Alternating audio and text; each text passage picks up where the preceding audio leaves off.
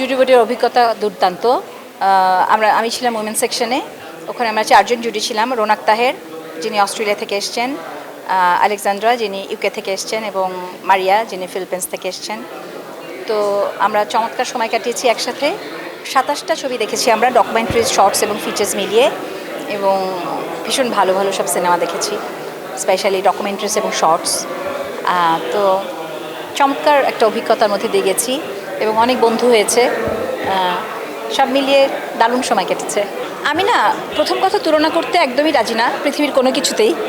আর দ্বিতীয়ত হচ্ছে কি, সার্বিক বিষয়টা বলা মুশকিল, কারণ আমি আসলে একটা পার্টিকুলার সেকশনের মধ্যেই নিমজ্জিত ছিলাম। তো ওখানে ফোকাস থেকে অন্য বিষয়গুলো নিয়ে কথা বলাটা একটু মুশকিল। তবে আমি জুরি হিসাবে কোঅর্ডিনেটরদের থেকে যে সাপোর্ট পেয়েছি, ভলেন্টিয়ার্সদের থেকে যে সাপোর্ট পেয়েছি, সব কিছুতে আমি ফিল করেছি it's a very well organized festival. হ্যাঁ, আমরা শর্ট ফিল্মস যেটা দেখেছি, একটা ভীষণ ভালো, যেটা আসলে বেস্ট ডিরেকশনে পুরস্কার পেল বেস্ট ডিরেক্টর হিসাবে, দ্যাটস 7 মান্থস। এটা খুবই চমৎকার একটা শর্ট ফিল্ম। অনেক সুন্দর সুন্দর শর্ট ফিল্মস ছিল, মানে আমাদের জন্য ডিফিকাল্ট ছিল একটাকে সিলেক্ট করা, বাট এইটাই আমাদের কাছে সব থেকে ভালো লেগেছে।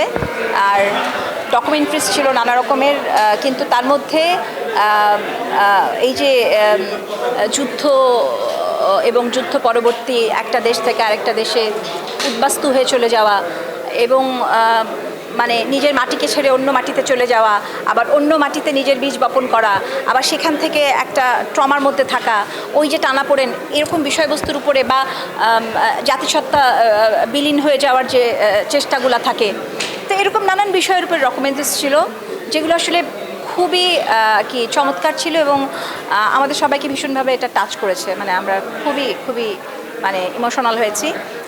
এর মধ্যে থেকে লিটল সিরিয়া এটা বেস্ট ডকুমেন্টারি অ্যাওয়ার্ড পেয়েছে।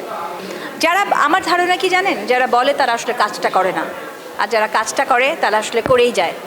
আর কাজ এমন একটা জিনিস, কাজ আসলে কখন আপনার ফলটা ফলবে, আপনি যখন বীজ লাগিয়ে যেতে থাকেন, গাছ বুনে যেতে থাকেন, আপনি কি জানেন প্রত্যেকটা গাছ থেকে আসলে বৃক্ষ কতটুকু বড় হবে, সেখান থেকে আসলে কয় কেজি ফল ধরবে, এভাবে কি আসলে আমরা গাছ লাগাই না। আমরা আসলে আমাদের কাজটা করে যেতে চাই। আমরা যে বিষয়বস্তুগুলোকে ভালোবাসি, শিল্প সাহিত্য সংস্কৃতির যে শাখাগুলোকে আমরা ভালোবাসি, সেখানে আমরা মনে করি যে চলচ্চিত্র সেরকম একটি শাখা। আমরা আমাদের কাজটা করে যাব, আমরা আমাদের বীজগুলো বুনে যেতে থাকবো। এখন সেখান থেকে ফসল কখন কিভাবে কোন ঘরে যাবে, কার ঘরে যাবে, এই ফসল ভবিষ্যতে, একটা বৃক্ষ ভবিষ্যতে কিভাবে ছায়া দেবে, কিভাবে আমরা গ্রো করব, এটা সময় বলে দিবে, এবং সময় বলে দিচ্ছে। আপনারা কি শুনতে পাচ্ছেন না? আমরা তো শুনতে পাচ্ছি না। আপনারা শুধু শুধু কান ফিল্ম ফেস্টিভ্যাল কিংবা আপনারা অস্কার ইত্যাদির সাথে তুলনা করছেন, বা গ্র্যামির সাথে, গোল্ডেন গ্লোবের সাথে। তো এগুলো তো আসলে ওভাবে দেখলে হবে না, ঠিক আছে? বা হয়তো বা আপনারা নানান দেশের উদাহরণ থেকে ভাবছেন।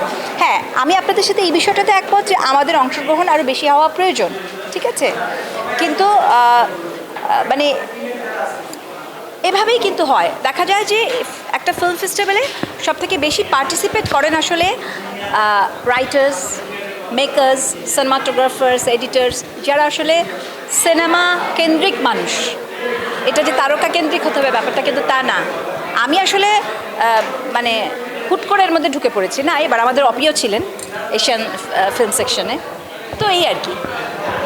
আর আমার তো ঠিক তারকা পরিচয় নাই, কিন্তু আমারটা হচ্ছে আমি সবসময় কর্মী পরিচয়ে পরিচিত হতে স্বাচ্ছন্দ্য বোধ করি। আমি শুধু আমার সেকশনটুকু দেখেছি, উমেন সেকশনটুকু। খুবই চমৎকার, খুবই চমৎকার দেখেছি। আমরা 27টা সিনেমা দেখেছি, এর মধ্যে ডকুমেন্টারিজ ছিল, ফিচার্স ছিল, শর্টস ছিল।